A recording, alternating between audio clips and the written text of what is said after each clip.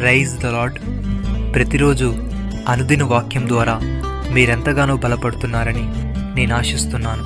అలాగే మీరు కనుక మన యూట్యూబ్ ఛానల్ని క్రొత్తగా వీక్షిస్తున్నట్లయితే మన యూట్యూబ్ ఛానల్ని సబ్స్క్రైబ్ చేయండి, ఇతరులకు షేర్ చేయండి.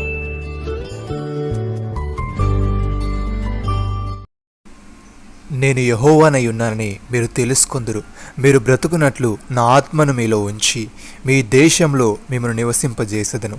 యెహోవానగు నేను మాట ఇచ్చి దాన్ని నెరవేరుతునని మీరు తెలుసుకొందురు. ఇదే యెహోవా వాక్కు. యెహెజ్కేలు గ్రంథము 37వ అధ్యాయము 14వ వచనము.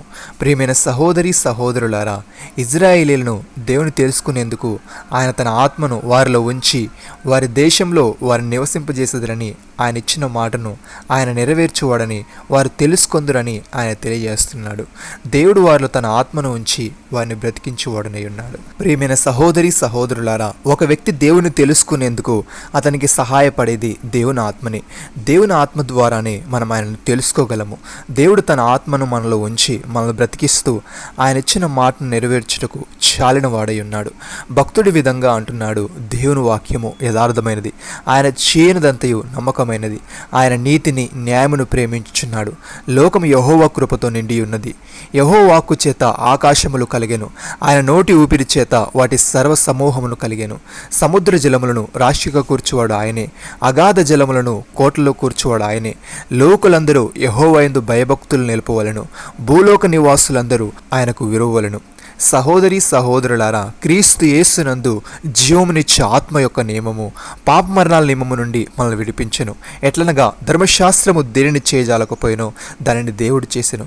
శరీరాన్ని అనుసరింపక ఆత్మను అనుసరించే నడుచుకుని మనయందు ధర్మశాస్త్ర సంబంధమైన నీతి విధి నెరవేర్చబడవలని పాప పరిహార నిమిత్తము దేవుడు తన సొంత కుమారుణ్ణి పాప శరీరాకారంతో పంపి ఆయన శరీరమందు పాపమునకు శిక్ష విధించెను.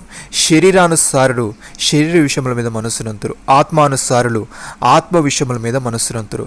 శరీరానుసారమైన మనసు మరణము, ఆత్మానుసారమైన మనసు జీవమును సమాధానమునై ఉన్నది. పౌలు భక్తుడు కొరంథీలకు రాస్తూ ఈ విధంగా అంటున్నాడు, మోసపోకుడి, దుష్ట సాంగత్యము మంచి నడవడిని చెరుపును, నీతి ప్రవర్తన గలవారై మేలుకొని పాపము చేయకుడి. దేవుని గూర్చిన జ్ఞానము కొందరికి లేదు. మీకు సిగ్గు కొలగుటకై ఇట్లు చెప్పుచున్నాను. అయితే మృతులెలాగు లేతురు, వారెట్టి శరీరముతో ఒత్తురని ఒకడు అడుగును. ఓ అవివేకి, నీవు విత్తినది చచ్చితేనే గాని బ్రతికింపబడదు కదా. నీవు విత్తనదాన్ని చూడగా అది గోధుమ గింజనను సరే, మరి ఏ గింజనను సరే, ఒట్టి గింజనే విత్తుచున్నావు గాని పుట్టబోవు శరీరమును విత్తుటలేదు. అయితే దేవుడు తన చిత్త ప్రకారము నీవు విత్తిన దానికి శరీరమునిచ్చును, మరియు ప్రతి విత్తనమునకును దాని శరీరం ఇచ్చుచున్నాడు. మాంసమంతయు ఒక విధమైనది కాదు. మనుష్య మాంసం వేరు, మృగ మాంసం వేరు, పక్షి మాంసం వేరు, చేప మాంసం వేరు. ఆకాశ వస్తు రూపములు కలవు, భూ వస్తు రూపములు కలవు. ఆకాశ వస్తు రూపములు మహిమ వేరు, భూ వస్తు రూపముల మహిమ వేరు.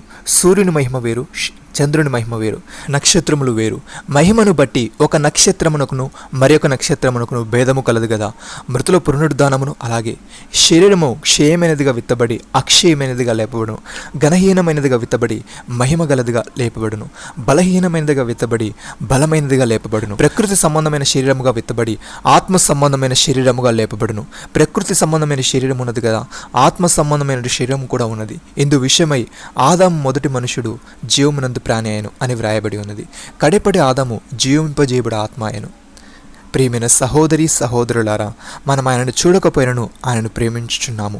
ఇప్పుడు ఆయనను కనులారా చూడకే విశ్వసించు విశ్వాసమునకు ఫలమును అనగా ఆత్మరక్షణను పొందుచు చెప్పనాశక్యమును మహిమాయుక్తమైన సంతోషము గలవారమై ఆనందించుచున్నాము.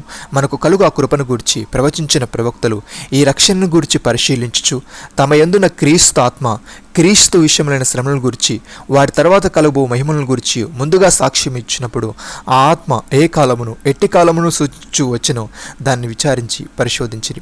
పరలోకము నుండి పంపబడిన పరిశుధాత్మ వలన మనకు సువార్త ప్రకటించిన వారి ద్వారా మనకిప్పుడు తెలుపబడిన ఈ సంగతుల విషయమై తమ కొరకు కాదు కానీ మన కొరకే తాము పరిచర్య చేసిన సంగతి వారికి బయలుపరచబడెను.